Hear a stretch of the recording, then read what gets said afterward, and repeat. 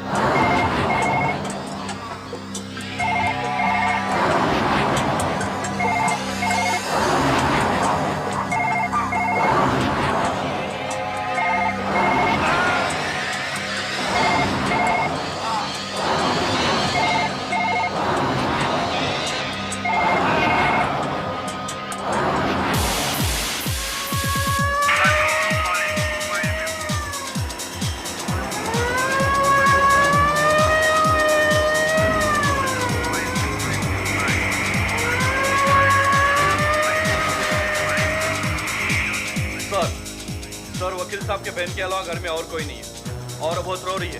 अच्छा, और case suicide का है सर। वकील साहब ने अंदर से दरवाजा बंद करके जहर खा लिया है।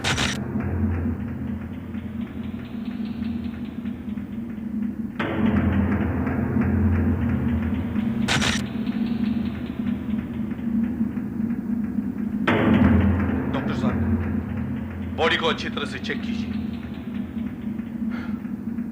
पल्स नहीं चल रही है। He is dead. बॉडी को देख के लगता है कि इनकी मौत रात को करीबन 8 और 9 के दरमियान हुई होगी।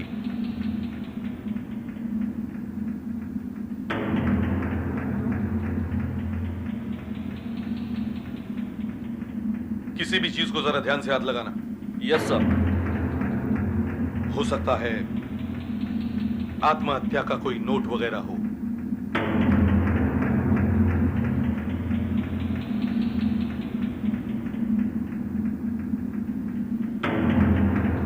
मुंह से झाग निकला हुआ है। जाहिर है मौत जहर खाकर ही हुई है। खा लिया या किसी ने खिला दिया?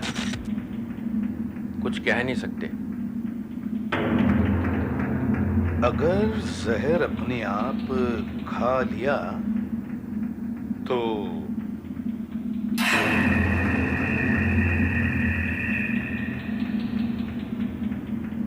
ब्लड प्रेशर कम करने की दवाई? ब्लड प्रेशर के मरीजों को अक्सर डिप्रेशन हो जाता है। इसमें से एक कैप्सूल खाया है?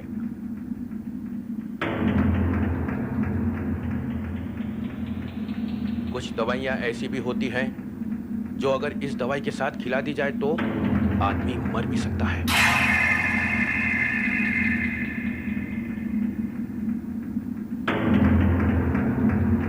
इसका मतलब किसी ने वकील साहब को पहले वो दवाई दी और फिर जब उन्होंने ये कैप्सूल खाया तो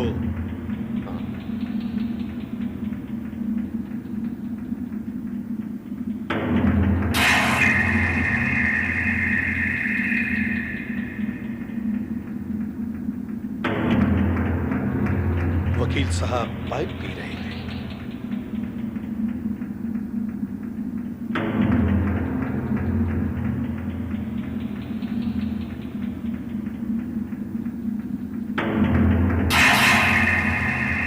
दूध आधा पिया हुआ है। कहीं वो दवाई, वो जहर इस दूध में तो नहीं? हाँ सर, इसी दूध में वो जहर मिलाया गया होगा। और सर, ऐसा कोई कागज भी तो नहीं मिला जिससे आत्महत्या के बारे में कुछ पता चल सकता? अगर वकील साहब को जहर इस दूध में दिया गया तो फिर ये ग्लास अंदर कैसे आया? दरवाजा तो अंदर से बंद था। कौन हो सकता है? कौन ला सकता है ये जहर से भरा दूध? मैं ये कैसे बता सकती हूँ? अगर आप नहीं बता सकती तो और कौन बता सकता है? आप ही तो उनकी देखभाल करती थी। और अगर आपने उन्हें दूध का गिलास नहीं दिया तो क्या आसमान से टपक पड़ा? आपके भाई की मौत जहर खाने से हुई है। अब जहर कहां से आया ये तो हम कह नहीं सकते, मगर दूध भाई साहब तो दूध पीते ही नहीं थे। दूध पीते ही नहीं थे? कमरा अंदर से बंद है, दूध का ग्लास आधा खाली है। फिर ग्लास अंदर लाने वाला कौन? दूध पीने वाला कौन? हे भगवान, ये सब क्या हो गया? अब मेरा क्या होगा? होना क्या है? सारी जायदाद मिलेगी और क्या? रहने दो ना सरोज, तुम भी। क्यों रहने दो जी? तुम चुप रहो।